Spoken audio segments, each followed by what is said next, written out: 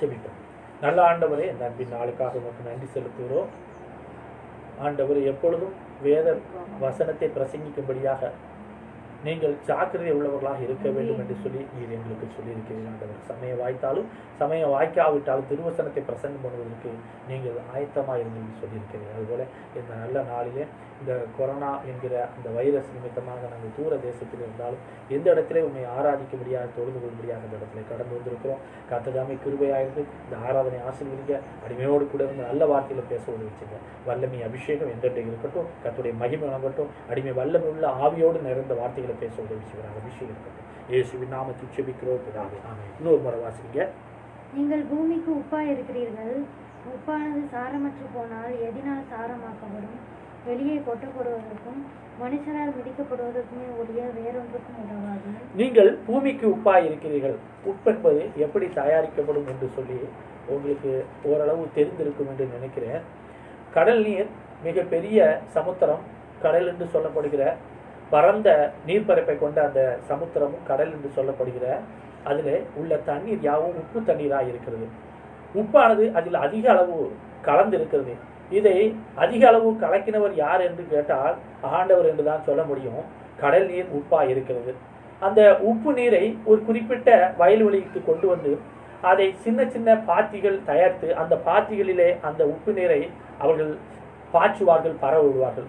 அந்த உப்பானது உப்பு தண்ணீரானது சூரியனுடைய வெயிலினாலே அது வானத்திற்கு தண்ணீர் எடுத்து கொள்ளப்பட்டு உப்பானது அந்த பாத்திகளிலே படிந்து விடும். அந்த உப்பை அவர்கள் ஒன்றாக சேர்த்து நம்முடைய வீடுகளுக்கு பயன்படுத்தக்கூடிய உப்பாக அவர்கள் என்ன செய்கிறார்கள், அனுப்பி வைக்கிறார்கள். நாம் நமக்கு தேவையான உணவுப் பொருளை தயாரிக்கும் பொழுது அந்த உணவுப் பொருளுக்கு தகுந்தாற் போல நாம் அந்த ஒரு உணவுப் பொருளிலே நாம் உப்பை சேர்க்கிறோம். உப்பில்லாத பண்டம் குப்பையில் என்று சொல்லி இந்த உலகத்துள்ள மனிதர்கள் ஒரு பழமொழியை வைத்திருக்கிறார்கள். ஆகவே உப்பு என்பது நாம் உண்கிற உணவுக்கு மிகவும் ஒரு முக்கியமானது. ஆகவே உப்பில்லாத பண்டம் குப்பையில என்று சொன்னால் உப்பில்லாத போடப்படுகிற எந்த உணவுப் பொருளும் இந்த உலகத்துள்ள மனிதர்கள் பயன்படுத்துகிற மனிதர்களுக்கு அது பயனற்றதாக இருப்பது போல இந்த உலகத்திலே ஆண்டவர் சொல்லுகிறார், மனிதர்களை நீங்கள் உப்பு என்று சொல்லுகிறார். அப்போ உப்பு என்பது உயர்ப்பு தன்மை கொடுக்கக்கூடியது. அது உணவுப் பொருள் முழுவதும் ஒரு சுவை நிறைந்ததாக அது மாற்றக்கூடியது. அதுபோல ஆண்டவர் இந்த பூலோகத்தையும் அதனுடைய எல்லா காரியங்களையும் படைத்த தேவன். வேதவசனம் இப்படியா சொல்லுது, பூமியின் அது நிறைவும் தேவனுடையது, உலகம் அதனுடைய குடிகளும் கர்த்தருடையது என்று சொல்லப்பட்டிருக்கிறது. உலகத்தை ஆண்டவர் எப்படி படைத்திருக்கிறார் என்று சொல்லி எல்லாம் எங்களுக்கு தெரியும். அது நிறைவாக இருக்கிறது. கர்த்தருக்கு ஸ்தோத்திரம். பூமியின் அது நிறைவும் கர்த்தருடையது. அவர் நிறைவானதாக உருவாக்கி இருக்கிறார். எப்படி உருவாக்கி இருக்கிறார் என்றால் வேதவசனம் தெளிவாக சொல்கிறது. வாசிக்க வேண்டாம். ஆதியிலே தேவன் வானத்தையும், ஆதியாகமம் புத்தகம் 1வது அதிகாரம் 1வது வசனத்தில் சொல்லப்பட்டிருக்கிறது. ஆதியிலே தேவன் வானத்தையும் பூமியையும் படைத்தார். பூமியானது ஒழுங்குண்மையும் வெறுமையுமாக இருந்தது. ஆழத்தின் மேல் இருள் இருந்தது. தேவ ஆவியானவர் ஜலத்தின் மேல் அசைவாடி கொண்டிருந்தார். அப்படி ஆரம்பத்தில் இப்படி இருந்த அந்த ஆண்டவர் உலகத்தை ஆண்டவர் கொஞ்சம் கொஞ்சமாக படைக்கிறார். முதலாவது வெளிச்சம் உண்டாக கட்டளையிடுவது என்றால் வெளிச்சம் உண்டாயிற்று. கர்த்தருக்கு ஸ்தோத்திரம் உண்டாவதாக. அதுக்கப்புறமாக ஆகாய விரிவு உண்டாக கடவுது. அது ஆகாய விரிவுக்கு கீழே இருக்கிற ஜலத்துக்கும் மேலே இருக்கிற ஜலத்துக்கும் பிரிவினை உண்டாக்கும்படியாக ஆகாய விரிவு உண்டாக்கினார். அப்படி ஆகாய விரிவு உண்டாக்குனதுக்கு அப்புறம் அதுக்கு வானம் என்று பெயரிட்டார். அதுக்கப்புறமா ஆகாயவிற்கு கீழே இருக்கிற ஜனங்கள் எல்லாம் எல்லாம் ஓரிடத்தில் கூடவும் சமுத்திரம் உண்டாகும் அப்படின்னு சொன்னார். உடனே அங்கே சொல்லப்பட்ட வேத வசனத்தின் பிரகாரமாக சங்கீத புத்தகத்தில் சொல்லப்பட்டிருக்கிறது, எடுத்து வாசிக்க வேண்டாம். அவர்கள் என்ன செய்தாங்கன்னா, ஆண்டவருடைய குமரல் சத்தத்தினாலே பள்ளங்கள் மேடுகள் எல்லாம் மலைகள் மீது பர்வங்கள் மீது ஏறி இறங்கி ஓடி வந்து தேவன் தங்களுக்கு நியமித்த அந்த இடத்திலே ஒன்றாக சேர்ந்தது. அதைத்தான் சமுத்திரம் என்று ஆண்டவர் பெயரிட்டார். அப்பொழுது தண்ணீர்கள் எல்லாம், பூமியை சுற்றி இருந்த தண்ணீர் எல்லாம் ஆண்டவருடைய கண்டிதத்தினாலே பள்ளத்திலே ஓடி வந்து தேவன் தங்களுக்கு நியமித்திருக்கிற அந்த இடத்திலே ஓடி வந்து சேர்ந்தது நிமித்தமாக அங்கே வெட்டாந்தரை காணப்பட்டது. அதுக்கு பேர் பூமி என்று ஆண்டவர் பெயரிட்டார். அதுக்கப்புறம் இந்த பூமியிலே தாவர செடி கொடிகள் உண்டாக கடவுள் என்று சொன்னார். தாவர செடி கொடிகள் உண்டாயிற்று. இதுக்கு பின்பாக பகலை ஆள சூரியனும், இரவை ஆளுவதற்கு சந்திரங்களை நட்சத்திரங்களை உண்டாக கடவுள் என்றால் உண்டாயிற்று. கர்த்தருக்கு ஸ்தோத்திரம் உண்டாவதாக. பறவைகளை உண்டாக்கினார், ஊர்வனத்தை உண்டாக்கினார், கடல் வாழ் சந்துக்களை உண்டாக்கினார். கர்த்தருக்கு ஸ்தோத்திரம் உண்டாவதாக. காட்டு மிருகங்களை, நாட்டு மிருகங்களை ஆண்டவர் படைக்கும் போது தனித்தனி சுவாபத்தோடு உண்டாக்கினார். காட்டு மிருகங்களை மனிதன் வீட்டில் வைத்து வளர்க்க முடியாது. வீட்டு மிருகங்களை காட்டுக்குள்ள போய் வெணிக்க முடியாது, அவைகள் வாழாது. அப்போ ஒவ்வொன்றுக்கும் ஒரு சுவாபத்தை கொடுத்து ஆண்டவர் படைத்திருக்கிறார். கர்த்தருக்கு ஸ்தோத்திரம். இறுதியிலே மனிதனை படைத்தார். அவனுடைய ஆத்துமா வெறுமையா இருந்தது. அவனுடைய நாசிலே அவர் ஊதினார். அப்பொழுது அந்த ஆத்துமா ஜீவாத்துமாவாகிவிட்டது. அந்த ஜீவாத்துமாவை கொண்ட அந்த மனிதனை ஆண்டவர் பண்படுத்தவும் காக்கும்படியாக ஒரு குறிப்பிட்ட நோக்கத்துக்காக அவர் உருவாக்கின அந்த ஏதேன் தோட்டத்தில் அவர் வைத்திருந்தார். ஆனால் வஞ்சிக்கிற பிசாசனவன், தள்ளப்பட்ட தூதர்கள் தாங்கள் இருக்கின்ற இடத்திற்கு மனிதனை தகுதிப்படுத்தும்படியாக ஒருவேளை ஆண்டவர் இவர்களை தகுதிப்படுத்திக் கொண்டு இருக்கிறார் என்று சொல்லி அவனை எப்படியாவது ஆண்டவருடைய திருச்சமூகத்தில் விட்டு விலகி செல்ல வேண்டும் என்பதற்காக தந்திரமுள்ள சர்ப்பத்துக்குள்ளாக அந்த பிசாசு நுழைந்து ஏவாளை வஞ்சித்து ஆண்டவருடைய வார்த்தைக்கு கீழ் மீறி நடக்கும்படியாக அவளை தூண்டி பாவம் செய்ய வைத்தது. பாவம் செய்ய வைத்த உடனே ஆண்டவர் சொன்ன வார்த்தைக்கு மீறி ஆண்டவர் என்ன சொன்னார் என்றால், நீங்கள் இந்த தோட்டத்தில் உள்ள சகல கனிகளை புசிக்கலாம், ஆனால் நன்மை தீமை அறியத்தக்க கனியை புசிக்கும் நாளிலே நீங்கள் சாகவே சாவீர்கள். மரணம் என்றால் ஒன்றாக இணைந்திருக்கிற இரண்டு ஒன்றுக்கொன்று பிரிந்து செல்வதுதான் மரணம். அதுபோல நாம் இந்த உலகத்தில் அநேகர் எண்ணிக்கொள்கிறது போல நம்முடைய சரீரத்திலே இருக்கிற இந்த உயிரானது மரணம் வந்த உடனே, இந்த மாமிசத்துல மரணம் வந்த உடனே இந்த மாமிச சரீரத்துல உயிர் தங்கி விடாதபடி அந்த உயிர் பிரிந்து போகிறது. ஆனால் இந்த இடத்துல சொல்லப்பட்டிருக்கிற ஆண்டவர் சொன்ன மரணம் என்பது ஜீவாத்மாவாக இருக்கிற அந்த ஜீவாத்மா, ஜீவனோடு கூட இணைந்திருக்கிற அந்த ஜீவாத்மா இவன் மீறுதலுக்கு உட்பட்ட உடனே அந்த ஜீவனும் அந்த ஆத்மாவும் தனியாக பிரிந்து விட்டது. இப்பொழுது மறுபடியும் என்ன செய்தான் என்றால், மனிதன் என்ன செய்தானா, வெறும் ஆத்மாவோடு கூட இருக்கிறான். ஆனால் வேத வசனத்தின் பிரகாரமாக ஆண்டவர் அவர்களை சந்தித்து அவர்களை விசாரித்து அவர்களை அந்த தோட்டத்தை விட்டு வெளியே அனுப்பினதுக்கு அப்புறம், அவர்களை சபித்து அனுப்பினதுக்கு அப்புறம் ஒரு இரக்கம் கொண்ட ஆண்டவர் அப்பொழுதே கர்த்தராகிய இயேசு கிறிஸ்துவை குறித்து வாக்குத்தத்தம் பண்ணியிருக்கிறார். அந்த வாக்குத்தத்தின் பிரகாரமாக அந்த பிதாவாகிய தேவனை இந்த பூலோகத்தில் மானிடம் எடுத்து பிறந்து இயேசு என்கிற நாமத்தோடு கூட அவர் தேவகுமாரனாக வானத்திலிருந்த கர்த்தராக வந்து அவர் சிலுவையில் எல்லாவற்றையும் செய்து முடித்தார். வேத வசனம் சொல்கிறது, யோவான் 5:26 என்று நினைக்கிறேன். தேவன் தமிழத்திலே தமிழ் தாமே ஜீவன் உள்ளவராய் இருப்பது போல மனுஷகுமாரன் தமிழ் தாமிலே ஜீவன் உள்ளவராய் இருக்கும்படியாக பிதாவாகி தேவன் அனுக்கிரகம் சொல்லி இருக்கிறார். அப்ப அனுக்கிரகம் செய்திருக்கிற அந்த பிதாவாகி தேவன் யாருக்கு அனுக்கிரகம் செய்திருக்கிறார் என்றால், இயேசு கிறிஸ்துவுக்கு மட்டும்தான் அனுக்கிரகம் செய்திருக்கிறார். எதற்காக என்றால், இயேசுவை விசுவாசித்து அவரை ஆராதித்து அவரை பின்பற்றுகிற பிள்ளைகளுக்கு மறுபடியும் அந்த ஆத்துமாவுக்கு ஜீவனை கொடுக்கக்கூடிய அதிகாரம் இயேசு கிறிஸ்து என்கிற ஒரு தெய்வத்துக்கு மட்டும்தான் உண்டு. ஆகவே இந்த உலகத்தில் உள்ள மனிதர்கள் எல்லாம் ஆதாம் ஏவாள் மீறுதலுக்கு உட்பட்டது நிமித்தமாக அந்த ஆத்துமா ஜீவன் இல்லாத ஆத்துமாக அவன் வாழ்ந்து கொண்டிருக்கிறான். ஆனால் மறுபடியும் கிறிஸ்து இயேசுவை நம்ம சொந்த இரட்சகராக ஏற்றுக்கொள்ளும் போது நம்முடைய ஆத்துமாவுக்கு அவர் மறுபடியும் ஜீவனை கொடுக்கிறார். கர்த்தருக்கு ஸ்தோத்திரம். நீங்கள் அற்புதமாக வாசிப்பீர்கள் என்று நினைக்கிறேன். யோவான் புத்தகம் 3வது அதிகாரத்திலே நிக்கதேமு என்கிற ஒரு மனிதன் இரவு நேரத்தில் ஆண்டவராய் இயேசு கிறிஸ்துவை சந்திக்க வருகிறான். அப்பொழுது ஆண்டவராய் இயேசு அந்த நிக்கதேமு சொல்கிறார், ஒருவன் பரத்திலிருந்து வராவிட்டால் பரத்திலிருந்து கொடுக்கப்பட்டாவிட்டால் ஒருவனும் இந்த மாதிரி ஒரு அற்புதத்தை செய்ய முடியாது என்று சொல்லி ஆண்டவராய் இயேசு கிறிஸ்துவை குறித்து அவரிடத்திலே அந்த நிக்கதேமு சொல்கிறார். அப்பொழுது ஆண்டவராய் இயேசு கிறிஸ்து சொல்கிறார், ஒருவன் மறுபடியும் பிறவாவிட்டால் தேவனுடைய ராஜ்யத்தை காண மாட்டார். உடனே இவன் ஆச்சரியப்பட்டு சொல்கிறான், ஒரு வயசானவன் எப்படி தம்முடைய தாயின் வயிற்றிலிருந்து மறுபடியும் பிறக்கக்கூடும் என்று சொன்ன உடனே ஆண்டவர் சொல்கிறார், இஸ்ரவேலில் போதகனாய் இருந்தும் நீர் இன்னும் என்ன செய்யவில்லை, உணர்வில்லாதவனாய் இருக்கிறாய் என்று சொல்லி ஆண்டவர் ஆச்சரியப்பட்டார். அல்லேலூயா. அப்போ அந்த ஒரு மறுபடி பிறப்பது என்பது மறுபடியும் நம்முடைய ஆத்துமா மறுபடியும் புதுப்பிக்கப்படுவது, ஜீவ ஆத்துமாவை பெற்றுக்கொள்வது. அல்லேலூயா. அப்போ ஜீவ ஆத்துமாவை, ஜீவனை நம்முடைய ஆத்துமாவுக்கு கொடுக்கக்கூடிய வல்லமை கர்த்தராகிய இயேசு கிறிஸ்துவை தவிர இந்த உலகத்துல வேறொரு தெய்வத்துக்கு இல்லை, வேறொரு மனிதருக்கு இல்லை. கர்த்தருக்கு ஸ்தோத்திரம். ஆகவே எல்லாரும் இயேசுவிடத்தில் வர வேண்டும், இயேசுவிடத்தில் வர வேண்டும். காரணம் என்னவென்றால், இந்த ஜீவாத்மாவை பெற்றுக்கொண்ட ஜனங்கள் தான் பரலோகத்துக்கு தகுதி உள்ள பிள்ளைகள். இவர்கள் ஜீவன் உள்ள பிள்ளைகள் என்று சொல்லப்படுகிறது. ஜீவன் உள்ள பிள்ளைகள் என்றால் அந்த ஆத்துமா ஜீவ ஆத்மாவாக இருக்க வேண்டும். அல்லேலூயா. அப்ப ஜீவன் இல்லாத ஆத்மாவுக்கும் ஜீவாத்மாவுக்கும் என்ன வித்தியாசம் என்றால், ஜீவ ஆத்மா தேவனை அறிந்து கொள்ளும், தேவனை பின்பற்றும், தேவனுக்கு பிரியமாய் நடக்கும். தேவன் தான் உலகத்தில் லட்சியம், லக்கு என்று சொல்லி அது ஓடிக்கொண்டிருக்கும். தன்னுடைய நினைவுகள், சிந்தைகள் எல்லாவற்றிலும் அதை முன்னிலைப்படுத்தி ஆண்டவருக்கு பிரியமாக வாழ்ந்து கொண்டிருக்கும், ஆண்டவரை பிரியப்படுத்துவதற்காக. அல்லேலூயா. ஆனால் ஜீவன் இல்லாத ஆத்மா உள்ள மனிதர்களுடைய நிலைமையை பார்ப்பீர்கள் என்றால் வருத்தத்துக்குரியதாக இருக்கும். அநேக ஊழியக்காரர்கள் இருக்கிறார்கள், அநேக ஸ்தாபனங்கள் இருக்கிறது என்று சொல்கிறோம்.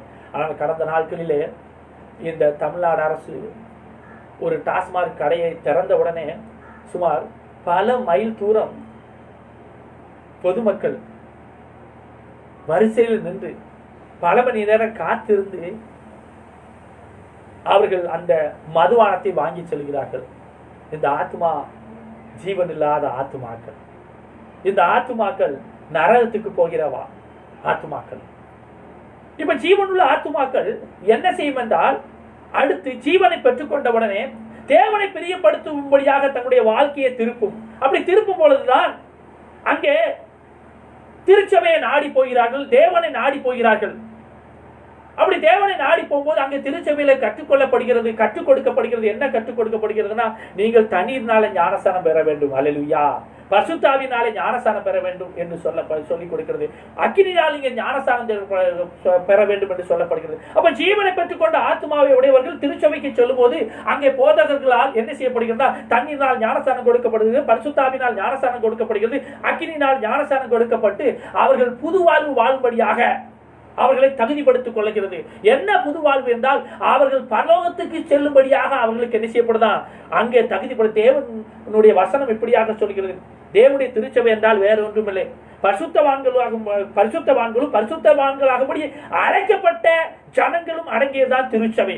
அப்போ பரிசுத்தவான்கள் அடங்கியதும் திருச்சபை தான். அதே நேரத்தில் இன்னொரு கூட்டம் தங்களை பரிசுத்தப்படுத்திக் கொள்ளும்படியாக அந்த திருச்சபையில வருகிறார்கள்.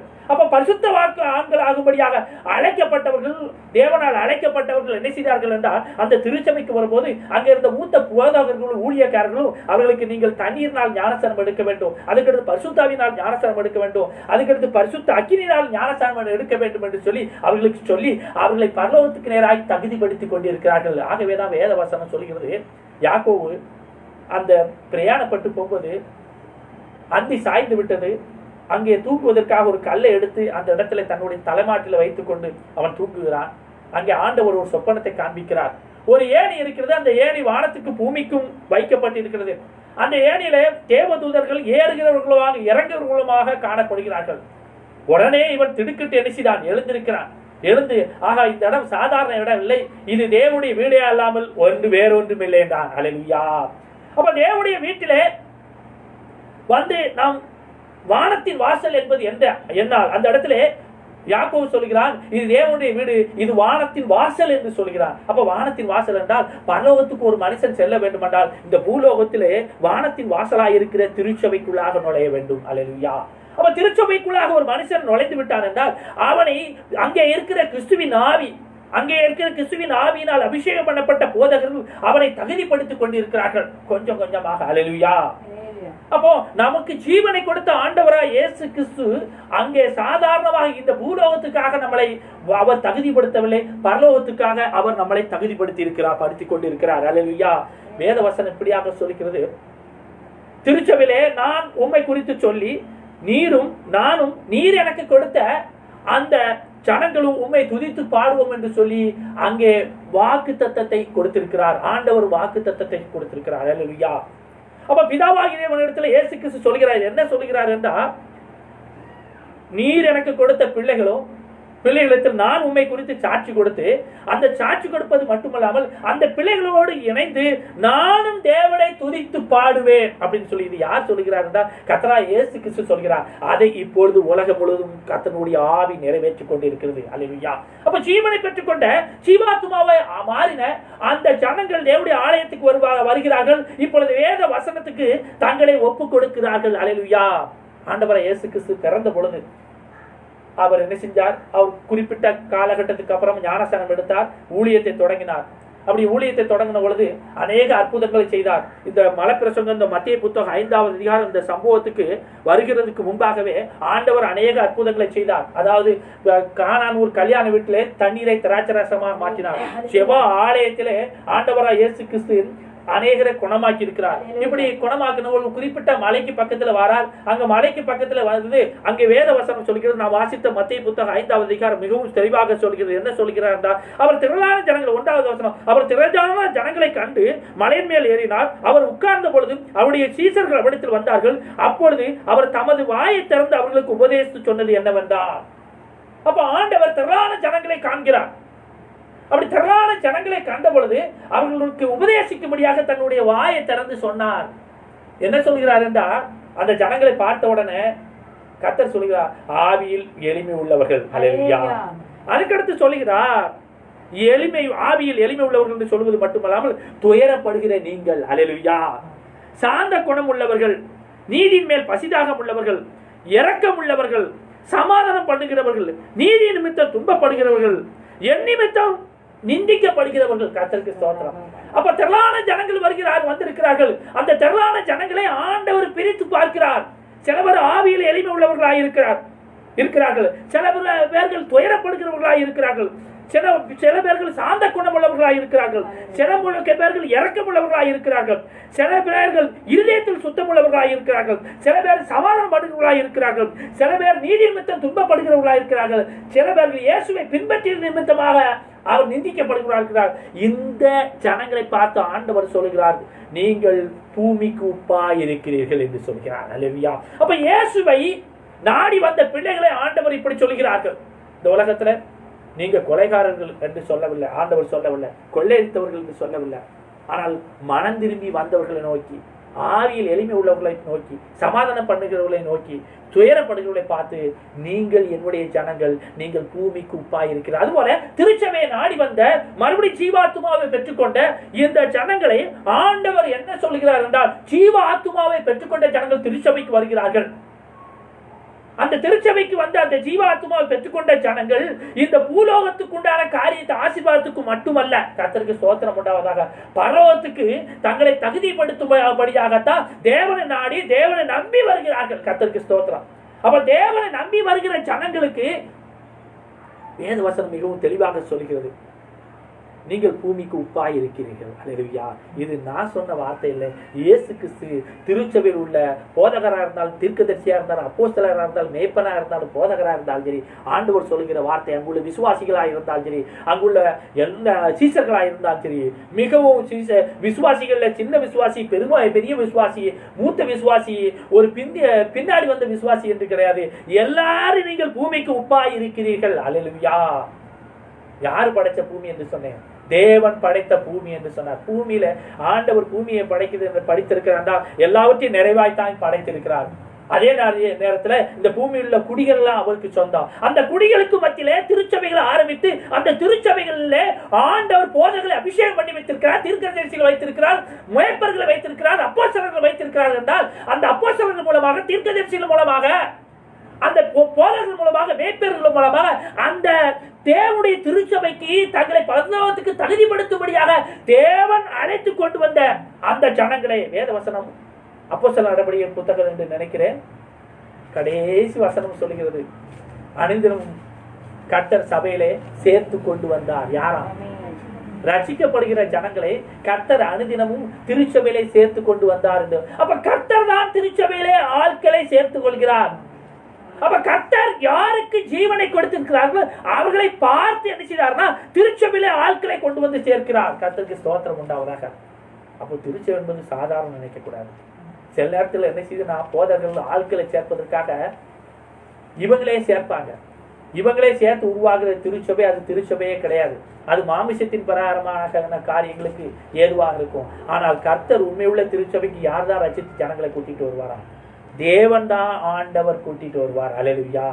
அப்படி பரிசுத்தப்படுத்துகிற ஜனங்கள் பரிசுத்தப்படுத்த வேண்டும். நான் தேவனுக்கு பிரியமாக இருக்க வேண்டும், எனக்கு வாழ்வை தேவனுக்கு ஒப்புக் கொடுக்கிறேன் என்று சொல்லி யாரெல்லாம் விசுவாசி தேவன் மேல நம்பிக்கை வைத்திருக்கிறார்களோ அவர்களுக்கு தான் ஆண்டவர் என்ன செய்தார்னா இந்த உலகத்திலே பயிற்சி கொடுத்து அவர்களை தகுதிப்படுத்தி என்ன செய்தார்னா பரலோகத்துக்கு அவர்களை அழைத்து செல்வார். கடந்த வாரத்தில் சொல்லும் போது இதைத்தான் நான் சொன்னேன். என்ன சொன்னேன்னா, நீங்கள் ஜீவனுள்ள கல்லாகி அவரிடத்தில் சேர்ந்தவர்களாகி நீங்களும் ஜீவனுள்ள கற்களை போல ஆவிக்கேற்ற மாளிகைகளாகவும் அவருக்கு ஏற்ற படிகளை செலுத்தும்படியாக பரிசுத்த ஆசாரிய கூட்டமாகவும் நீங்கள் கூட்டி கட்டப்பட்டு வருகிறீர்கள். இன்னொரு காரியத்தை சொன்னேன், கிறிஸ்து நமக்கு ஜீவனை கொடுத்திருக்கிறார். இந்த காரியத்தை நான் மறுபடியும் உங்களுக்கு ஞாபகப்படுத்துகிறேன். இந்த கல் பரலோகத்திலிருந்து தானாக இறங்கி வந்த கல். அல்லேலூயா. கைகளால் பெயர்க்கப்படாத கல். தானியேல் தீர்க்கதரிசியின் புத்தகத்திலே அந்த சிலையை நொறுக்கி போடும்படியாக, இந்த உலகத்துடைய ஆளுகை எல்லாவற்றையும் நொறுக்கி போடும்படியாக, ராஜ்யங்களாம் நொறுக்கி போடும்படியாக தானாக புறப்பட்டு வந்த கல். இது தேவனுடைய ராஜ்யத்தை கட்டி எழுப்புவதற்காக புறப்பட்டு வந்த கல். இந்த கல்லுக்கு ஜீவன் இருக்கிறது. அல்லேலூயா. இந்த கல்லை அண்டின எல்லாருக்கும் ஜீவனை கொடுக்கக்கூடிய அதிகாரம் அந்த கல்லுக்கு கொடுக்கப்பட்டிருக்கிறது. ஆகவே அந்த ஜீவனுள்ள கல்லாகி அவரிடத்தில் சேர்ந்தவர்களாகி நீங்களும் ஜீவனுள்ள கற்களை போல, ஜீவ ஆத்துமாக்கள் உள்ளவர்களை போல நாம் நடந்து கொண்டிருக்கிறோம். தேவன் நம்மளை ஆவிக்கேற்ற மாளிகையாகவும் கிறிஸ்துவனுடைய ஆவி தங்கி இருக்கக்கூடிய மாளிகையாகவும் நம்மளை கூட்டி கட்டி வருகிறார். அப்போ கிறிஸ்துவின் ஆவி நீங்களே தேவனுடைய ஆலயம் என்று சொல்லி நான் கடந்த வாரத்திலே வேத வசனம் சொல்லுகிறது என்று சொல்லி உங்களிடத்தில் சொன்னேன். நீங்களே தேவனுக்கு ஏற்க பலிகளை செலுத்தும்படியாக பரிசுத்த ஆசாரிய கூட்டம் என்று சொல்லுகிறேன். ஆனால் ஒரு காலத்துல நாம் இரக்கம் பெறாதவர்களா இருந்தோம், இப்பொழுது இரக்கம் பெற்றிருக்கிறோம். அல்லேலூயா. ஒரு காலத்துல தேவனுடைய ஜனங்களாய் இருக்கவில்லை, இப்பொழுது தேவனுடைய ஜனங்களாய் இருக்கிறோம். அல்லேலூயா. இந்த பாக்கியத்தை கொடுத்தது யார் என்றால் நம்முடைய ஆத்துமாக்களை மறுபடியும் உயிர்ப்பித்தது யாரு, மறுபடியும் ஜீவனை கொடுத்தது என்றால் அந்த இயேசுவை தவிர ஒருவரும் இல்லை. அல்லேலூயா. ஆகவேதான் ஜீவனை பெற்றுக் கொண்டவர்கள் இயேசுவே தெய்வம், இயேசுவே தெய்வம் என்று சொல்லி இந்த உலகத்தில் என்ன நடந்தால் பஞ்சமோ பசியோ பட்டினியோ எது வந்தாலும் சரி இந்த ஜீவனை நான் மறுபடியும் இழந்து விடக்கூடாது என்பதற்காக அவர்கள் போராடி கொண்டிருக்கிறார்கள். இந்த வாழ்க்கைக்கு பிறகுதான் கிறிஸ்தவ வாழ்க்கை. அல்லேலூயா. கிறிஸ்தவ போராட்டம் ஆவிக்குரிய போராட்டம் என்று சொல்லி வேத வசனம் சொல்கிறது. அல்லேலூயா. அப்ப ஜீவனை பெற்றுக் கொண்டிருக்கிற நாம் பெற்றுக்கொண்டிருக்கிற நாம் என்ன செய்யணும்னா ஆண்டவர் சொல்கிறார், நீங்க பூமிக்கு உப்பாய் இருக்கிறீர்கள். பரந்த பூமி, 7 கண்டங்கள் இருக்கிறது. ஒரு கண்டத்துல மனிதர்கள் வசிக்க முடியாது. 6 கண்டங்கள் இருக்கிறது. 6 கண்டங்களும் பலவிதமான நாடுகளாக பிரிக்கப்பட்டிருக்கிறது. ஒவ்வொரு நாட்டிலும் பலவிதமான நிறமுள்ள ஜனங்கள் இருக்கிறார்கள். பலவிதமான ஒரு மொழி பேசுகிற ஜனங்கள் இருக்கிறார்கள். ஒவ்வொரு பட்டணங்களாக பிரிக்கப்பட்டிருக்கிறது. ஒவ்வொரு கிராமங்களாக பிரிக்கப்பட்டிருக்கிறது. ஆனால் எந்தெந்த கிராமத்துக்கு யாரை யாரை ஆண்டவர் கொண்டு போய் சேர்த்திருக்கிறார் சொல்லி நமக்கு தெரியாது. ஆனால் அந்த ஜனங்க அங்கு உள்ளவர்கள் அங்கு உள்ள தேவனால் அனுப்ப வேத வசனம் சொல்கிறது, அனுப்பப்படாவிட்டால் எவன் பிரசங்கம் பண்ணுவான், பிரசங்கிக்காவிட்டால் எவன் கேள்விப்படுவான், கேள்விப்படாவிட்டால் எவன் விசுவாசிப்பான், விசுவாசியாவிட்டால் எவன் ரட்சிக்கப்படுவான், ஜீவனை பெற்றுக் கொள்வான். அப்ப இயேசுவை விசுவாசிக்க வேண்டும் என்றால் பிரசங்கிக்கும்படியாக தேவன் அனுப்பி இருக்கிறார். அல்லேலூயா.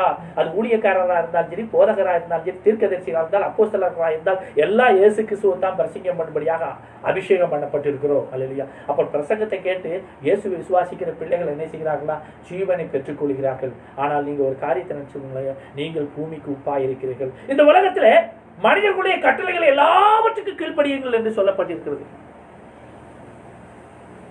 இயேசுக்கு சொல்லுகிறார், நான் சொல்லிய இந்த வசனங்களை கேட்டு இவர்களின்படி செய்கிறவன் அவனோ அவனை புத்தியுள்ள மனுஷனுக்கு ஒப்பாக நான் ஒப்பிடுவேன் என்று சொல்லுகிறார். இந்த வசனங்கள் என்ன என்றால், நியாயப்பிரமாணம் மோசையின் மூலமாக கொடுக்கப்படுது. நியாயப்பிரமாணம் கொஞ்சம் கொஞ்சம் கொலை செய்யாதிருப்பாயாக, விபச்சாரம் செய்யாதிருப்பாயாக, பொய் சாட்சி சொல்லாதிருப்பாயாக, பிறன் பொருளை இச்சியாதிருப்பாயான்னு சொல்லி சின்ன சின்ன காரியத்தை தான் சொல்லிச்சு. ஆனால் ஆண்டவராய் இயேசு கிறிஸ்து என்ன சொல்றதுன்னா, விபச்சாரத்தை குறித்து இந்த மலைப்பிரசங்கத்தில் ஆண்டவராய் இயேசு கிறிஸ்து சொல்லியிருக்கிறார். என்ன சொல்லியிருக்கிறார் என்றால், விபச்சாரம் செய்யாதிருப்பாயாக என்று சொல்லி பூர்வத்தாருக்கு மோசையின் மூலமாக கொடுக்கப்பட்டது. அல்லேலூயா. ஆனால் கிறிஸ்துவாகிய நான் சொல்கிறேன், ஒரு ஸ்திரியை இச்சையோடு பார்க்கிற எவனும் விபச்சாரம் செய்து விட்டான். அவன் இதயத்தில் என்ன செஞ்சானா, விபச்சாரம். உன் கண் உனக்கு இடர்கள் உண்டாக்கினால் உன் கண்ணை என்ன செய்ய, தரித்து போடு, எடுத்து புடுங்கி போடு.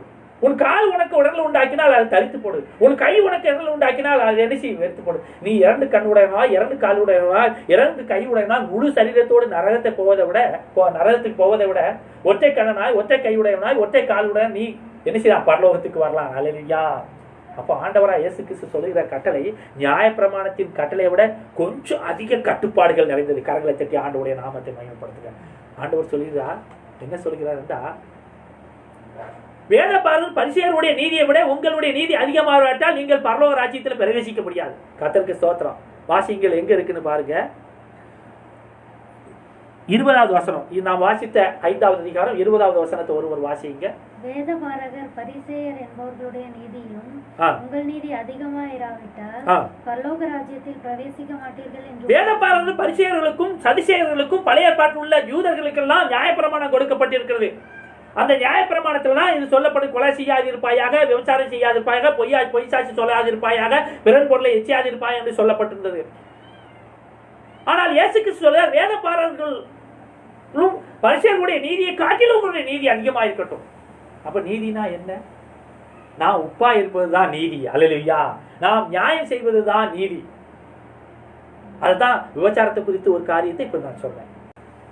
உனக்கு எதிராளி இருக்கிறான், உனக்கு எதிராளியா இருப்பான் என்றால் அவன் உனக்கு போலீஸ்ல கம்ப்ளைண்ட் கொடுத்து உன்னை கொண்டு போய் அங்க சிறைச்சாலையில போடுவதற்கு முன்பாக வழியில் இருக்கும் போது அவனோடு கூட என்ன செய்ய ஒப்புரவாகு. அப்போ கொலை செய்து மட்டுமில்ல, சகோதரனை கூட பகைக்க கூடாது. அப்ப ஆண்டவராய் இயேசுக்கு சொல்லிய வார்த்தைகள், அவருடைய கட்டளைகள் இந்த உலகத்துல மற்ற எந்த மனுஷர்கள், எந்த மதத்தை தோற்றுவித்த மகான்கள் சொன்னின கட்டளை விட ஒருபடி அல்ல பலபடி அதிகமாகவே கட்டுப்பாடுகள் நிறைந்ததாக இருக்கிறது. அல்லேலூயா. அருமையான கிறிஸ்தவ பிள்ளைகளே, நான் என்ன சொல்கிறேன் என்றால், இந்த உலகத்திலே திருச்சபைக்கு நம்ம ஒரு உறுப்பினர்களா இருக்கிறோம். திருச்சபையை நாம் நாடி வந்திருக்கிறோம். பரலோகத்துக்கு நம்மளை ஆண்டவர் தகுதிப்படுத்தி இருக்கிறார், படித்துக் கொண்டிருக்கிறார். ஆகவே கடந்த வாரத்தில் சொன்ன போல உங்கள் துர்க்குணத்தை எல்லாவற்றையும் விட்டு விட்டு புதிதாய் பிறந்த குழந்தைகளை போல நீங்கள் என்ன செய்யணும்னா களங்கமில்லாத ஞானப்பாடி மேலே வாஞ்சியாக இருங்கள். அல்லேலூயா. அப்பனா இந்த வேத வசனம் நமக்கு வெளிச்சத்தை கொடுக்கும். தேவனுக்கு பிரியமாய் நடக்கும்படியாக கர்த்தருக்கு ஸ்தோத்திரம் உண்டாவதாக. நாம் ஞானஸ்நானம் எடுத்தவுடனே நம்முடைய சரீரத்தை தேவனுக்கென்று நீதியை செய்யும்படியாக நாம் ஒப்பு கொடுத்திருக்கிறோம். நம்முடைய கண்ணா இருந்தாலும் சரி, கையா இருந்தாலும் சரி, கால்களா இருந்தாலும் சரி, நம்முடைய நினைவுகளா இருந்தாலும், சிந்தைகளா இருந்தாலும் சரி, ஆத்மாவா இருந்தாலும், ஆவியா இருந்தாலும் சரி, இந்த மாமிச சரீரமா இருந்தாலும் எல்லாவற்றையும் நீதியை செய்யும்படியாக தேவனுக்கென்று ஒப்பு கொடுத்திருக்கிறோம். அல்லேலூயா. அப்போ ஒரு 30 வருஷத்துக்கு முன்னாடி எல்லாம் திருச்சபையில் உள்ள போதகர்கள் எல்லாம் ரொம்ப கண்டிப்பாங்க. நீ நகை போடக்கூடாது, நீ சினிமா பார்க்க கூடாது. வேதவசனம் இப்படித்தான் சொல்லுகிறது. சங்கீத புத்தகத்துல வந்து துன்மார்க்கரோட ஆலோசனை நடவாமலும், பாவியில் உட்கார இடத்துல உட்காரங்களும், பரியாசக்காரர் உட்கார இடத்துல உட்காரங்களும் நீ என்ன செய்யணும்? கர்த்தருடைய வேதத்தில் இரவு பகலும் பிரியமா இருக்கணும். அவன் தான் தன் நீர்கால்களில் நீர்காலில் நடப்பட்டு தன் காலத்தில் தன் அணியை தந்து இளையதா இருக்கிற மரத்தை போல இருப்பான் என்று சொல்லப்படுகிறது. அப்ப கிறிஸ்தவ வாழ்க்கையிலே ஒரு வேறு விரித்த வாழ்க்கை வேண்டும். ஜீவனை பெற்றுக் கொண்டவர்களுக்கும் ஜீவனை பெறாதவர்களுக்கும் ஒரு வித்தியாசம் வேண்டும். ஆண்டவராய் இயேசுவிடத்துல ஒருத்த வேதபாரர் போய், ஆண்டவரே நீர் எங்கே தங்குகிறீர் அப்படின்னு சொல்லி கேட்ட உடனே, பறவைகளுக்கு கூடு உண்டு, நரிகளுக்கு குழி உண்டு, மனுஷகுமாரனாகிய எனக்கோ தலை சாய்க்க இடமில்லை. யாருக்கு சொல்லுகிறார் பதில்? வேதபாரகன். அவன் இயேசுவை ஏற்றுக்கொள்ளவில்லை, அவன் ஜீவ ஆத்மாவை இன்னும் பெற்றுக்கொள்ளவில்லை, அவன் கிறிஸ்துவினுடைய சீசன் அல்ல. ஆகவே அவன் வந்து, ஆண்டவரே நீர் எங்கே சென்றாலும் நான் உண்மை பின்பற்றி வருவேன் என்று சொன்ன உடனே இவர் சொல்கிறார், நரிகளுக்கு குழிகள் உண்டு, பறவைகளுக்கு கூடுகள் உண்டு, மனுஷகுமாரனாகி எனக்கோ தலை சாய்க்க இடமில்லை. ஆகவே நீ என்னை பின்பற்றி வராத. காரணம் என்னவென்றால், ஆண்டவர் அவனை ரட்சிக்கவில்லை, ஆண்டவர் அவனுக்கு ஆத்மாவை ரட்சிக்கவில்லை, அவன் ஆத்மாவுக்கு ஜீவனை கொடுக்கவில்லை. அதே மாதிரி ஒரு சீசன் அடுத்த வசனத்திலே ஒரு சீசன் வந்து, ஆண்டவரா இயேசு கிறிஸ்து என் தகப்பனார் மரிச்சு விட்டாரு, நான் அவரை அடக்கம் பண்ணிட்டு வந்து உண்மை பின்பற்ற வருகிறேன் என்று சொன்ன உடனே ஆண்டவரா இயேசு கிறிஸ்து என்ன சொல்லுகிறாண்டா, மரித்தோர் அடக்கம் பண்ணட்டும், நீ என்னை பின்பற்றி வா. கரங்களை தட்டி ஆண்டவருடைய நாமத்தில். அப்போ இயேசுவை பின்பற்றி வருகிற ஒவ்வொரு பிள்ளைகளுக்கும் ஆண்டவர் அழைப்பு கொடுக்கிறார். என்ன அழைப்பு கொடுக்கிறார்? நீ என்னை பின்பற்றி வா, நீ என்னை பின்பற்றி வா, நீ என்னை பின்பற்றி வா. அல்லேலூயா. எனக்கு பிரியமாய் நட. அப்ப பிரியமாய் நடப்பது வந்து மிகவும் கடினமான காரியமா இருந்தாலும் சரி, மிகவும் எளிதமான காரணம் என்னவென்றால், உலகத்தில் இருக்க பிசாசை விட நம்மிடத்தில் இருக்கிற நமக்குள்ளாக இருக்கிற கிறிஸ்துவின் ஆவியானவர் பெரியவர். அல்லேலூயா. அப்ப உலகத்தை ஜெயிக்க முடியுமா? ஜெயிக்க முடியும். யாருடைய துணை கொண்டு? கிறிஸ்துவின் ஆவியின் துணை கொண்டு. பிசாசை ஜெயிக்க முடியுமா? ஜெயிக்க முடியும். யாருடைய துணையை கொண்டு? கிறிஸ்துவினுடைய துணை கொண்டு. மாமிசத்தை ஜெயிக்க முடியுமா? ஜெயிக்க முடியும். யாருடைய துணை கொண்டு? கிறிஸ்துவுடைய துணை கொண்டு. காரணம் என்னவென்றா, கிறிஸ்து உண்மை உள்ள தேவன். பரலோகத்திலிருந்து நம்மளை காக்கும்படியாக, நம்மளை மீட்கும்படியாக வந்த ஒரே ஒரு தெய்வம், அவரே அல்லாமல் வேறு ஒன்றுமில்லை. அல்லேலூயா. அப்ப மூத்தவர்கள் என்ன செய்றாங்கன்னா, நம்மளை சினிமா பார்க்க கூடாது அப்படின்னு சொல்லலாம். கடந்த வாரத்துல ஒரு துயர ஒரு சம்பவம். ஒரு பையன் எப்பொழுதும் அது ஒரு குறிப்பிட்ட கேம் விளையாண்டுட்டு இருக்கானா. விளையாண்டு இருந்தவனு திடீர்னு அவன் விழுந்து இறந்துட்டான். பப்சி கேம், அது கேம். உடனே இந்த தாய் தகப்பனுக்கு என்னடா, செல்போன்ல விளையாண்டுட்டு இருந்த பையன் திடீர்னு இறந்து போனானே அப்படின்னு பார்த்தா, அந்த பப்சி கேம் விளையாண்டது நிமித்தமாக அவன் அந்த கேமுக்கு தன்னை அடிமைப்படுத்தியிருக்கான், தன்னை ஒப்பு கொடுத்திருக்கிறான். அதே நேரத்தில் அந்த கேம் என்ன செஞ்சுன்னா, இவனை என்ன செஞ்சிருக்குன்னா அடிமைப்படுத்தி விட்டது. கடைசியில் அவன் மரணம். நான் உத்தரமேல ஊழியம் செய்யும் போது ஒரு இரவுல அங்க திருச்சபையில உட்கார்ந்து கொண்டிருந்தேன். உடனே எனக்கு தெரிஞ்ச ஒரு ஆளு, ஐயா கொஞ்சம் இவங்களுக்கு கொஞ்சம் உதவி செய்யுங்கன்னு சொல்லி, நான் 3வது மாடியில இருந்தேன். அவர் கீழே இருந்து ரோட்ல இருந்து சொன்னாரு, கொஞ்சம் உதவி செய்யுங்க அப்படின்னு சொன்ன உடனே, என்ன அப்படின்னு சொன்ன, மேலே கூட்டிட்டு வாங்கன்னு சொன்ன உடனே, ஒரு தாயார், கணவனால் கைவிடப்பட்ட ஒரு தாயார் தன்னுடைய 11வது படித்து கொண்டிருக்கிற மகனை கூட்டிட்டு வந்தார். என்ன விஷயம் அப்படின்னு கேட்டேன். உடனே, ஐயா இவன் 10th நல்ல மதிப்பெண் பெற்று வந்தான், ஆனா லீவு நாள்ல கிரிக்கெட் போய் விளையாடுறான். சரி எனக்கு ஒரு செல்போன் வாங்கிட்டாங்கன்னு சொன்னான். அதனால நான் செல்போன் வாங்கி கொடுத்தேன். செல்போனே விளையாண்டுக்கிட்டே இருந்தான். இப்போ +1 ஆரம்பிச்சிட்டாங்க. +1 ஆரம்பிச்சதுக்கு அப்புறம் காலாண்டுக்கு வந்து காலாண்டுல சரியா படிக்காம அவன் என்ன மதிப்பெண் குறைஞ்சிட்டான். உடனே என்னப்பா கேட்டேன். உடனே நான் அரையாண்டுல படிச்சேன், நான் நல்லா படிப்பேன்னு சொன்னான். உடனே அரையாண்டு தேர்வுல படிப்பான்னு சொன்னா, அரையாண்டு தேர்வுல எப்பொழுது செல்போனை வச்சு விளையாண்டுக்கிட்டே இருந்தான். நான் செல்போனை புடுங்கின உடனே அவன் என்ன செய்தானா, ஆக்ரோஷமா எழும்பி என்னை தாக்கவும் வீட்டை விட்டு வெளியே போகவும், செல்போன் இல்லாட்ட என்னால இருக்க முடியாதுன்னு சொல்லுற அளவுக்கு சூழ்நிலை வந்துட்டான். எத்தனையோ இடத்துல நான் ஆர்சி கிறிஸ்டியன் போய் அந்த ஆர்சி ஃபாதர்கள் நடத்துகிற அந்த முகாம்ல 40 நாள் வச்சேன். ஆனா அவனுக்கு சரியாகல.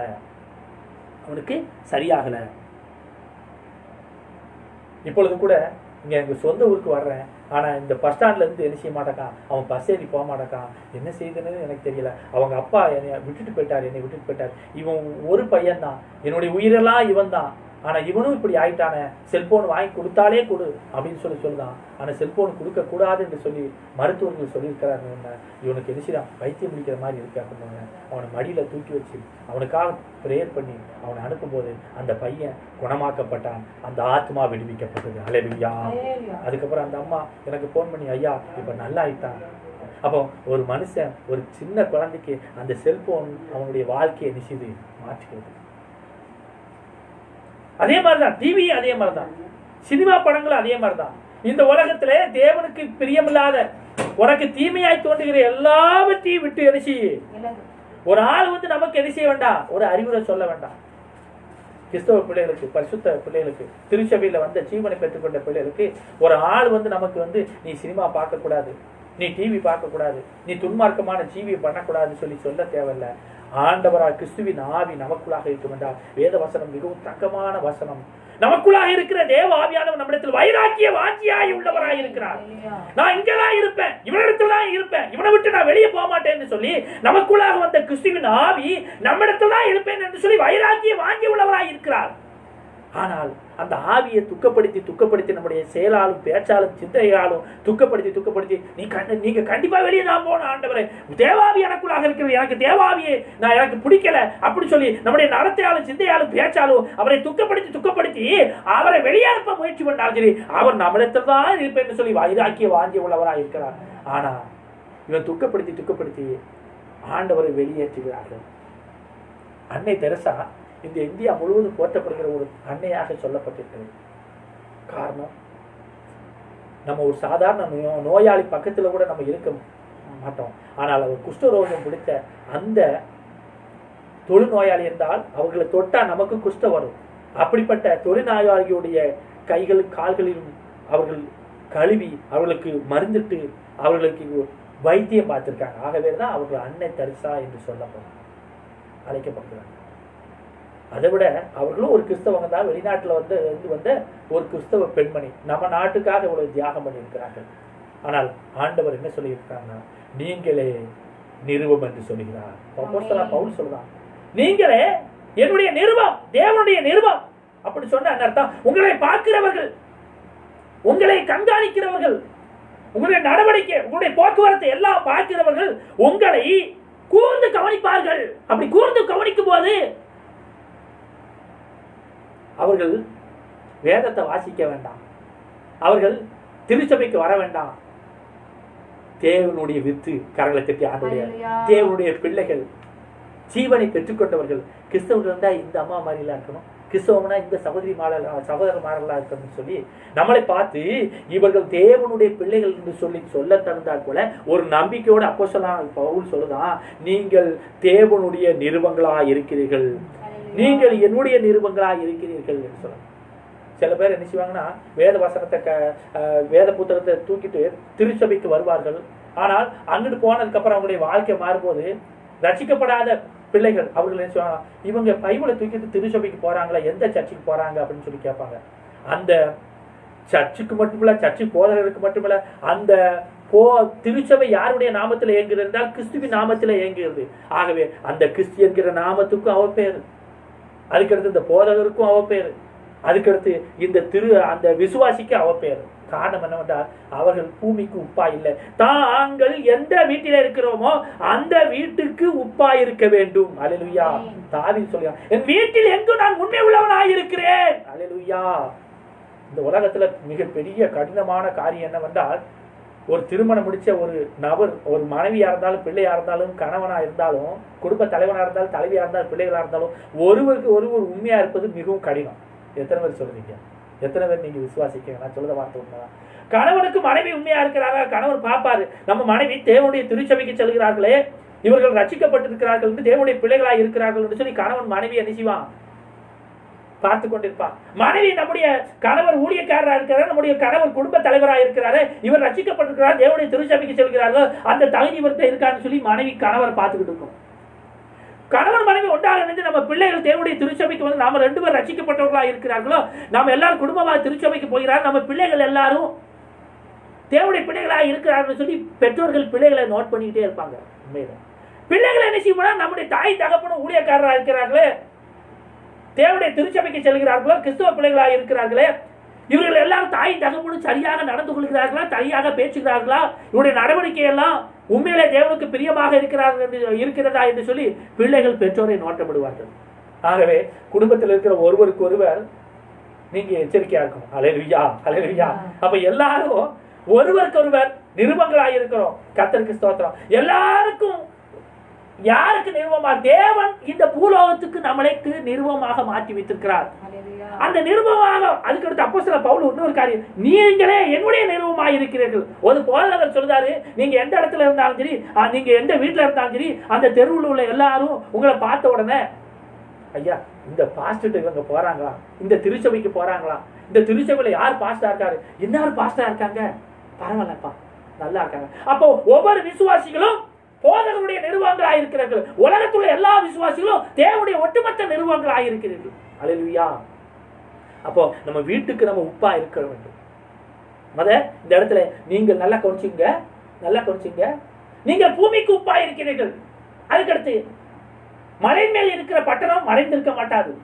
அதுக்கடுத்து ஒரு விளக்கை கொளுத்தி ஒருவன் கட்டிலிருக்கிறாவும் அவன் என்ன செய்ய மாட்டான், மரக்கால் மூடி வைக்க மாட்டான். அப்ப முதலாவது வீடு சொல்லப்பட்டிருக்கிறது, அதுக்கடுத்து பட்டணம் என்கிற வார்த்தை சொல்லப்படுகிறது, அதுக்கடுத்து பூமி என்ற வார்த்தை சொல்லப்பட்டிருக்கிறது. அப்போ இந்த பூமியா இருந்தாலும் சரி, அதுக்கடுத்து பட்டணமா இருந்தாலும் சரி, நாம் இருக்கிற வீடா இருந்தாலும் சரி, நாம் எல்லாவற்றுக்கும் உப்பாகவும் வெளிச்சமாகவும் நாம் இருக்க வேண்டிய கடமை இருக்கிறோம். அல்லேலூயா.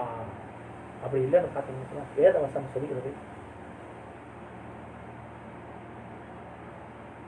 மனைவிமார்கள் குறித்து ஒரு சொல்லப்பட்டிருக்கிறது, உங்கள் கற்புள்ள நடக்கை நிமித்தமாக போதனையில் இருந்து கணவன்மார்கள் ரட்சிக்கப்படுவார்கள். கரங்களை தட்டி ஆண்டவருடைய நாமத்தை மகிமைப்படுத்துங்க.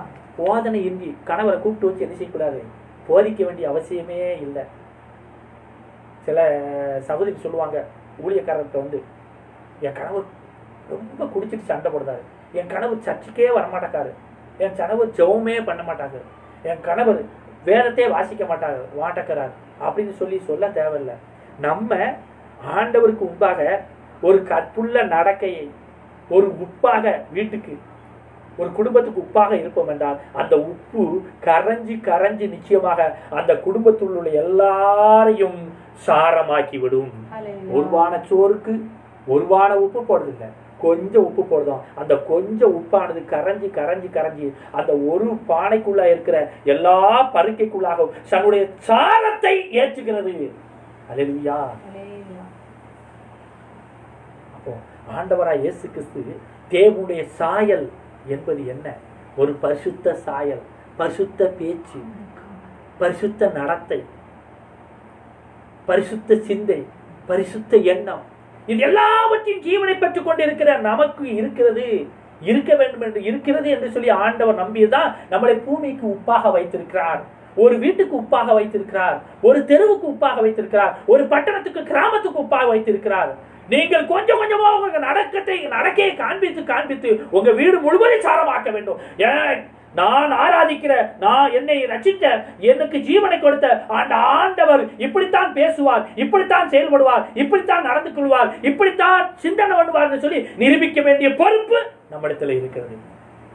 அப்படி நாம் நிரூபித்துக் கொண்டிருப்போம் என்றால் நிச்சயமா நம்மகிட்ட இருந்து அந்த தேவனுடைய சாயல், தேவனுடைய பரிசுத்த, தேவனுடைய கிருபை உள்ள வார்த்தைகள், நம்முடைய பேச்சு எல்லாம் நம்முடைய பிள்ளைகளுக்கும் கணவனுக்கும் மனைவிக்கும் குடும்பம் முழுவதும் பரவி எல்லாரும் சாரமாக்கப்படுவோம். அல்லேலூயா. தேவனுடைய சாயலுடைய பிள்ளைகளாக மாற்றப்படுவோம். நம்ம ஒரு கிராமத்துல இருக்கோம், ஒரு தெருவில் இருக்கிறோம் என்றா நம்ம கிராமத்துள்ள எல்லாரும் நம்மளை பார்த்து நம்ம உப்பாம இருப்போம் என்றால், ஒரு வெளிச்சமா இருப்போம் என்றால், நம்மளை பார்த்து பார்த்து பார்த்து என்ன செய்வாங்கன்னா அவங்களும் கொஞ்சம் கொஞ்சமாக நிச்சயமாக மாறுவார்கள். இதுதான் ஆண்டவர் நமக்கு சொன்ன வார்த்தை. அல்லேலூயா. ஒரு காரியத்தை உங்களுக்கு நான் சொல்லுகிறேன், மிகவும் அற்புதமான காரியம். நான் அடிக்கடி நினைவு கூறுகிற காரியம். இந்த பகுதியில் வேத வசனத்தை கடந்து போகும்போதெல்லாம் அதை நினைச்சு பார்த்தேன். லோத்து சோதமகுமார பட்டணத்தில் இருந்தான். அந்த பட்டணத்தினுடைய பாவங்கள் அதிகரித்து விட்டது என்று சொல்லி ஆண்டவர் அதை அழிப்பதற்காக விசாரிப்பதற்காக வருகிறார். அது வருகிற வழியிலே ஆண்டவர் என்ன செய்ய, கர்த்தருடைய தூதர்கள் இருவரும் ஆபிரகாமை சந்திக்கிறார்கள். ஆபிரகாமிட்ட நான் என்ன செய்ய போகிறேன் என்று சொல்லி ஆண்டவர் சொல்லுகிறார். ஆண்டவர் ஆபிரகாமை குறித்து ஒரு நம்பிக்கை. ஆபிரகாம் தனக்கும் தனக்கு பின்னாடி உள்ள எல்லா சந்ததியருக்கும் நீதி பிரகாரமா நியாயமாக நடந்து கொள்ள வேண்டும் என்று கட்டளை போடுவான் என்று சொல்லி ஆபிரகாம் மேல ஆண்டவர் ஒரு நம்பிக்கை வைத்தது நிமித்தமாக நான் செய்ய போகிறதை நான் மறைக்க மாட்டேன் சொல்லி சோதமகுமார பட்டணத்தில் இந்த மாதிரி பாவங்கள் பெரிய விட்டது, நான் அழிக்க போகிறேன் என்று சொல்லி ஆண்டவர் சொன்ன உடனே ஆபிரகாம் சொல்லுங்க, ஆண்டவரே அந்த பட்டணத்துல 50 நீதிமான்கள் இருந்தால் அந்த பட்டணத்தை அழிக்க மாட்டேன். ஒருவேளை 5 நீதிமான்கள் குறைந்திருந்தால் 5 பேர் நிமித்தமாக அழிப்பீரோ? அழிக்க மாட்டேன். 45 நீதிமான்கள் இருந்தால் அழிக்க மாட்டேன். 30 நீதிமான்கள் இருந்தால் அழிக்க மாட்டேன். 20 பேர் இருந்தால் அழிக்க மாட்டேன். 10 பேர் இருந்தால் அழிக்க மாட்டேன். அல்லேலூயா. காரணம் என்னவென்றால் இந்த ஆபிரகாம் ஒரு நம்பிக்கை வைக்கிறான். என்ன நம்பிக்கை வச்சான்? தேவன் ஆபிரகாம் மேல நம்பிக்கை வச்சாரு. ஆபிரகாம் லோத்து மேல நம்பிக்கை வச்சான். என் சகோதரருடைய பிள்ளையாகிய லோத்து சோதமகுமார பட்டணத்துக்கு போய் பல வருடங்களாகி விட்டது. நீதிமானாகி அவன் என்ன செய்வான் என்றால், நிச்சயமாக அவன் நடத்தின் மூலமாக பேச்சு நிமித்தமாக அநேக ஜனங்களை ரட்சித்திருப்பான், அநேகர் நீதிமான்களாக மாற்றியிருப்பான். ஆகவே குறைந்தது அந்த பட்டணத்தில் 50 நீதிமான்கள் உருவாகியிருப்பான் என்று சொல்லி ஆபிரகாம் லோத்து மேல ஒரு நம்பிக்கை வைத்தான். நம்பிக்கை. ஆனால் லோத்தோ மனைவியை கூட, பிள்ளைய கூட, மருமகங்களை கூட ரட்சிக்க முடியாத ஒரு சூழ்நிலையில் அவன் என்ன செஞ்சான் இருந்தான். அருமையான கிறிஸ்துவனுடைய பிள்ளைகளை, ஜீவனை கொடுக்க வேண்டியவர் ஆண்டவர், கொடுக்கிறவர் ஆண்டவர். நம்முடைய வீட்டில் கணவரோ அல்லது மனைவியோ, நம்முடைய பிள்ளைகளோ, நம்முடைய உற்சாகங்களோ, நாம் நேசிக்கிற அநேகர் இந்த உலகம் முழுவதும் தேவனால் படைக்கப்பட்டது. எல்லாரும் நேசிக்கப்படத்தக்கவர்கள் தான். ஆகவே அவர்கள் எல்லாரும் ஜீவனை பெற்றுக் கொள்ள வேண்டும் என்பதற்காக நாம் ஜெபத்திலே தரித்திருக்க வேண்டும். அல்லேலூயா. ஜெபம் பண்ணணும். ஆண்டவரை ஜீவனை கொடு, ஆண்டவரை ஜீவனை கொடு, அந்த ஆத்மாவை மீட்டுக்கொள்ளும், அந்த ஆத்மாவை மீட்டுக்கொள்ளும், அந்த ஆத்மாவுக்கு ஜீவனை கொடும், அந்த ஆத்மாவுக்கு ஜீவனை கொடும் அப்படின்னு சொல்லி நீ ஜெபிக்கிற நீ ஜீவனை பெற்றுக்கொண்ட சகோதரி போல நடந்து கொள்ளணும், ஜீவனை பெற்றுக்கொள்ள கொண்ட சகோதரன் போல நடந்து கொள்ளணும். விசுவாசம் இருந்தால்தான் நிச்சயமாக உன்னுடைய ஜெபம் கேட்கப்படும். நீதிமானுடைய ஊக்கமான ஜெபம் என்ன செய்யப்படுமா? மிகுந்த பலனை கொடுக்கும். அல்லேலூயா. அப்ப நம்ம நீதிமானாக புருஷர்கள் எந்த இடத்துனாலும் கரங்களை உயர்த்தி என்ன செய்யணுமா? ஜெபிக்க வேண்டும் என்று சொல்லப்பட்டிருக்கு. ஜெபம் ஒரு சாட்சி உள்ள வாழ்க்கை, ஒரு ரட்சிக்கப்பட்ட ஒரு சாயம், ஒரு கிறிஸ்துவின் ஆவி எனக்குள்ளாக இருக்கிறது. அவரை நான் சந்தோஷப்படுத்திக் கொண்டிருக்கிறேன். அவர் என்னிடத்தில் இருந்து ஒவ்வொரு நாள் ஒவ்வொரு நொடியும் ஒவ்வொரு நாளும் அவர் சந்தோஷப்பட்டுக் கொண்டிருக்கிறார் அப்படின்னு சொல்லி, அவர் வருத்தத்தோட துக்கத்தோட அல்ல, அவர் சந்தோஷத்தோடு இருக்கிறார் என்பதற்கு நம்ம சாட்சி உள்ள நடக்க வாழ்ம்போது, அவருக்கு பிரியமாய் நடக்கும்போது நிச்சயமாக நம்முடைய சாயல் ஒரு நாள் நம்மளை விட்டு என்ன செய்யாது? போகாது. அதான் என்ன செய்யப்பட்டிருக்குன்னா, தேவனுடைய சாயலாக மகிமையின் மேல் மகிமை அடைந்து கொண்டே இருக்கிறோம். அல்லேலூயா. தகுதியுள்ள சாயம். அருமையான கிறிஸ்தவ பிள்ளைகளே, தேவனை சார்ந்தவர்களே, திருச்சபைக்கு செல்லுகிறவர்களே, ஒரு போதகர் உண்மையிலே உண்மையுள்ள நல்ல போதகராக இருப்பார் என்றால், அவருடைய சாயல் தேவனுடைய சாயலா இருக்கும் என்றால், அவர் உண்மையிலே உப்பா இருப்பார் என்றால், அவர் வெளிச்சமா இருப்பார் என்றால், அந்த திருச்சபை மக்கள் போதனையினால் அல்ல, போதனையால் மட்டுமல்ல, பாஸ்டரை பார்த்து பார்த்து பார்த்து பார்த்தே இவங்க என்ன செஞ்சிருவாங்க, கரங்களை தட்டி ஆண்டவர் மாறிடுவாங்க. அப்ப அந்த போதகரை பார்க்கும்போது இவளுக்கு வித்தியாசமான எண்ணங்கள் தோன்றாது, வித்தியாசமான சிந்தைகள் தோன்றாது. காரணம், அவர் தேவனுடைய மனுஷன், தேவனுடைய சாயல் அவரிடத்தில் இருக்கிறது, அவர் உப்பா இருக்கிறார். இதுக்காகத்தான் ஆண்டவர் அங்கங்க வைத்திருக்கிறார். அல்லேலூயா. எத்தனை பேர் விசுவாசிக்கிறீங்க? கரங்களை தட்டி ஆண்டவருடைய நாமத்தை மகிமைப்படுத்த. நான் என்னுடைய வீட்டுக்கு உப்பா இருக்கிறேன், என்னுடைய தெருவுக்கு உப்பா இருக்கிறேன், என்னுடைய திருச்சபைக்கு உப்பா இருக்கிறேன். அல்லேலூயா. அருமையான கிறிஸ்துவ பிள்ளைகள், ஆண்டவராக இயேசு கிறிஸ்து ஆவியில் எளிமை உள்ளவர்களை பார்த்து, எல்லாரும் வழங்கால் போய் ஆவியில் எளிமை உள்ளவர்களை பார்த்து, சமாதானம் பண்ணுகிறவர்களை பார்த்து, துயரப்படுகிறவர்களை பார்த்து, நீதி மேல் பசிதாம உள்ளவர்களை பார்த்து, நீதி நிமித்தம் துன்பப்படுகிறவர்களை பார்த்து, அவர் நிமித்தம் துன்பப்படுகிறவர்களை பார்த்து, நீங்கள் பூமிக்கு உப்பா இருக்கிறீர்கள் என்றால், அந்த அங்க வந்திருக்கிற எல்லா ஜனங்களுக்கும் ஆண்டவர் ஜீவனை கொடுத்திருப்பார் என்று சொல்லி, அவர்களை ஜீவாத்மாக மாற்றிருக்கிறார் என்று சொல்லி நான் விசுவாசிக்கிறேன். அல்லேலூயா. இந்த உலகத்தில் கிறிஸ்தவர்களாய் இருப்பது, வேத புத்தகத்தை தூக்குவது, வாசிப்பது, ஊழியக்காரராக இருப்பது, விசுவாசியா இருப்பது, சீசர்களாக இருப்பது, அதிகமாக தசமாக காணிக்கை பொருத்தனைகள் கொடுப்பது, ஊழியத்தை தாங்குவது முக்கியமல்ல. நம்முடைய பேச்சாலும், நம்முடைய சிந்தையாலும், நம்முடைய நடத்தையாலும் தேவனுடைய சாயலை, ஜீவ ஆத்மாவை நாம் பெற்றுக்கொண்டிருக்கிறோம். கிறிஸ்துவின் ஆவி எனக்குள்ளாக இருந்து அன்பு, சந்தோஷம், சமாதானம் என்கிற ஆவியின் கனியை கொடுக்கிறது என்பதற்கு நம்ம சாட்சிகளாக இருக்கிறோம். கர்த்தர் இந்த நாளிலே நம்மோடு கூட பேசின வார்த்தைகளுக்காக ஸ்தோத்திரம் பண்ணுவார். நம்மளை பார்த்து ஆண்டவர் பூமிக்கு உப்பாய் இருக்கிறேன் என்று சொல்லியிருக்க அந்த ஆண்டவர் நம்பிக்கையோடு சொன்ன வார்த்தைகளுக்காக ஸ்தோத்திரம் பண்ணுவார். நம்ம குடும்பம் முழுவதையும் நம்மளை பார்த்து ரட்சிக்கப்பட போகிறது. நம்முடைய சாரம், தேவனுடைய சாயல் அவர்களுக்குள்ளாக போகிறது. அதுக்காக ஸ்தோத்திரம் பண்ணுவோம். இனிமேல் செபத்திலும் நம்முடைய சாட்சியிலும் அநேகருக்கு பிறருக்கு சாட்சியாக இருக்கும். அதுக்காக ஸ்தோத்திரம் பண்ணுவோம். என் நல்ல ஆண்டவர், இந்த அன்பின் நாளுக்காக உமக்கு நன்றி செலுத்துகிறோம். நாங்கள் ஒரு சிலராக இருந்தால் இந்த இடத்துல கூடி உண்மை துதித்து பாடம் ஆராதிக்கவும் நாங்கள் ஆயத்தமான பொழுது எங்களோடு கூட இடைப்பட்டு கிறிஸ்துவின் ஆவி தேவனுடைய சொன்ன வார்த்தையை நிறைவேற்றிட்டு, அது மட்டுமல்லாமல் இந்த வசனத்தையும் கேட்க எங்களுக்கு உதவி செய்கிறது. நாங்கள் சாட்சியாக இருக்கும் பொழுது நிச்சயமாக ரட்சிக்கப்படாத ஜனங்கள் எங்களை பார்த்து ரட்சிக்கப்படுவார்கள். எங்களிடத்திலிருந்து தேவனுடைய ஆவி, தேவனுடைய வல்லமை புறப்பட்டு சென்ற அனைவரை மீட்கும் என்று சொல்லி விசுவாசிக்கிறோம். கர்த்ததாமே பெருவாயிருந்து வந்திருக்கிற எல்லாரையும் ஆசீர்வதிக்கிறார்கள். தேவ பலன் கிரியை செய்து ஆண்டவருடைய நாம மகிமைப்படுவதாக ஜீவனை பெற்றுக் கொண்டவர்களாக தொடர்ந்து இருந்து ஒரு வருகை மட்டும் நாங்கள் காக்கப்பட்டு மோடு கூட இணைந்து பரலோகத்தில் பிரவேசிக்க கர்த்தர் கிருபை இருக்கிறார்கள். இயேசுவின் நாமத்தில் ஜெபிக்கிறோம் நல்ல பிதாவே. நாத்துமாவே கர்த்தரை ஸ்தோத்திரி, என் முழுவதுமே பரிசுத்த நாமத்தை ஸ்தோத்திரி. நாத்துமாவே கர்த்தரை ஸ்தோத்திரி.